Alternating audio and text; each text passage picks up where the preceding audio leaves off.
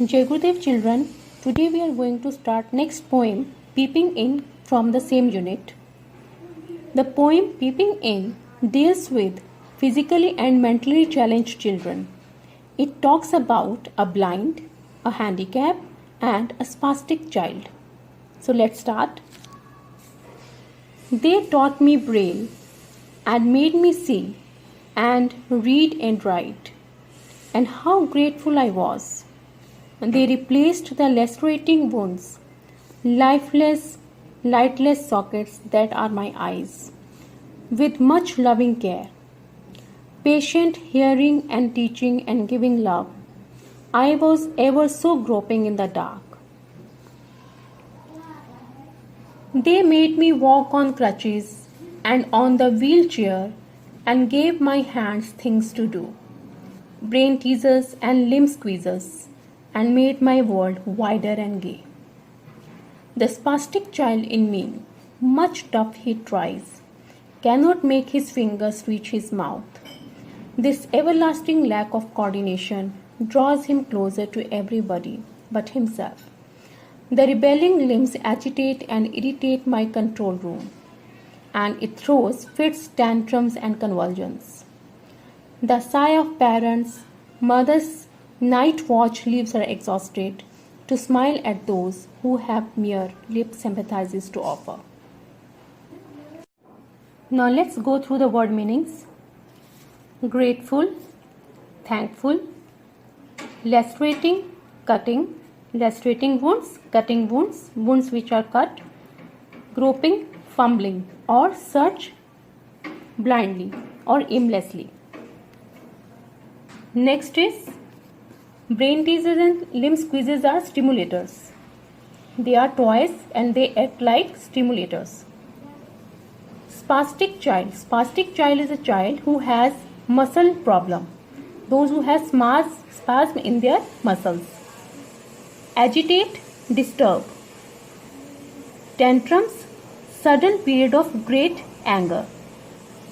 Convulsions, again disturbances or upheavals. Exhausted, tired. Now let's start explanation. First stanza. They taught me Braille and made me see and read and write, and how grateful I was. They replaced the lacerating wounds, lifeless, lightless sockets that are my eyes, with much loving care, patient hearing and teaching and giving love. I was ever so groping in the dark. In the first stanza, the child says that he is thankful to the people who taught him Braille and made him unable to read and write. They replaced his wounds, dark, lifeless eyes with love and care. They treated him patiently. He was groping in the dark earlier, and they brought him to the light. So, the blind child is very grateful to those who helped him read and write or made him independent. Coming to the second stanza, they made me walk on crutches and on the wheelchair and gave my hands things to do, brain teasers and limb squeezers, and made my world wider and gay. In the second stanza, a handicapped girl thanked everyone, those who helped her walk on crutches, provided wheelchair and hands to do things. She was provided brain teasers and limb squeezers, kind of stimulators, and broadened her world and made her happy.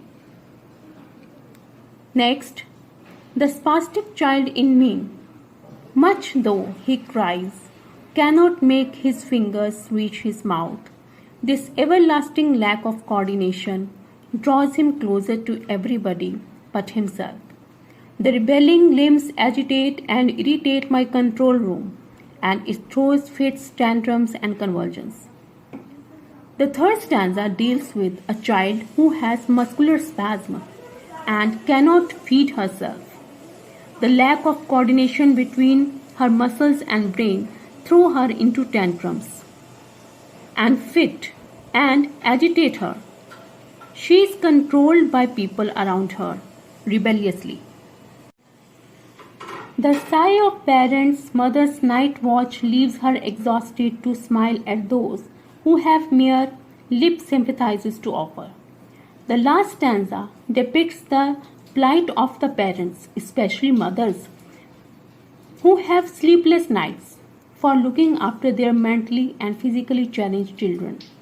And still, she smiles at everyone as no one can share her efforts for her child. Coming to the question answers, first question is, what are sockets in this poem? Sockets are lifeless and lightless eyes of the poet. Next question, why does the poet say he could see and got life? The poet says so as he could see and got life due to Braille system. Next, third question, what was given to the girl on crutches? Brain tweezers and limb squeezers were given to the girl on crutches. Next is, what makes her feel exhausted? The sigh of parents, mother's night watch leaves her exhausted.